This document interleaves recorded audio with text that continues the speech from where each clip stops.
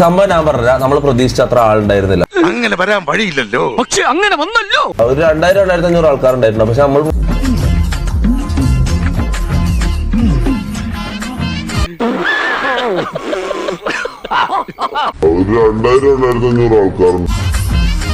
സാറേ ആ സമയത്ത് മാസിലങ്ങ് ആയിപ്പോയാണ് സാറേ. അങ്ങനെയൊക്കെ കുറച്ച് ഞാൻ അത്ര ഹാപ്പി ആയിട്ടല്ല, ഹാപ്പി മൂഡിലല്ല ഉള്ളത്. ഓക്കെ, അതുകൊണ്ട് ഇന്നലെ ഞാൻ കുറച്ച് അൺഹാപ്പി ആയിരുന്നു, കുറച്ച് വലിയ കുഴപ്പമില്ല. പക്ഷെ അതിന്റെ കാരണം ഞാൻ പറഞ്ഞ, ഇന്നലെ ഞാന് ഹനാൻഷ ഫെജോവും കൂടിയിട്ടുള്ള നമ്മളെ പരിപാടി ഇന്നലെ കണ്ണൂര് പോലീസ് മൈതാനത്തിൽ വെച്ച് നടന്നു.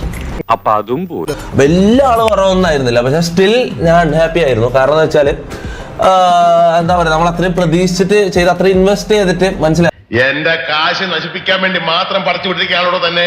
കണ്ണൂര് പോലീസ് മൈതാനത്തില് നമ്മൾ പ്രതീക്ഷിച്ചതിന്റെ ഒരു പകുതി ആളെ വന്നിട്ടുള്ളൂ, മനസ്സിലാവും. ഇനി നമ്മൾ എന്ത് ചെയ്യുമല്ലയ്യ.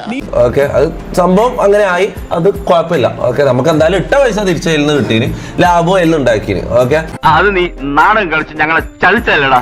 അപ്പൊ അനാൻസ് എന്നോട് പറഞ്ഞ മെയിൻ ഒരു കാര്യം എന്ന് വെച്ചാൽ, ഈ കണ്ണൂർ ഈ പോലീസ് മൈതാനം ഈ ഏരിയയിലൊന്നും ടിക്കറ്റഡ് ഇവന്റിന് ആൾക്കാർ കയറാത്തൊരു സ്ഥലം. ഇതാണ് എന്നെ പറ്റിയുള്ള പൊതുവികാരം. എന്നെ മനഃപൂർവ്വം കരിവാരിത്തേക്കാൻ കുറച്ച് ആൾക്കാർ ഇറങ്ങിയിരിക്കുകയാണ്.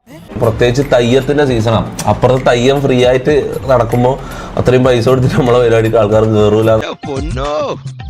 ഒരു 2000-2500 ആൾക്കാരുണ്ടായിരുന്നു. പക്ഷെ നമ്മൾ പ്രതീക്ഷിച്ചത് ഒരു 6000-7000 ആൾക്കാർ, അല്ലെങ്കിൽ 10,000 ആൾക്കാർ. അനാൻസാലുള്ളതുകൊണ്ട് വലിയൊരു ജനസാഗരം, തിക്കും തിരക്കും നമ്മൾ പ്രതീക്ഷിച്ചത്. അതിന് ഞാൻ എന്ത് വേണം? പക്ഷെ നമ്മള് അത് വെച്ചിട്ട് പോലും ആൾക്കാർ കയറി 2000-ൽ കൂടുതൽ ആൾക്കാരാണ് ഉണ്ടായത്. ഓക്കെ,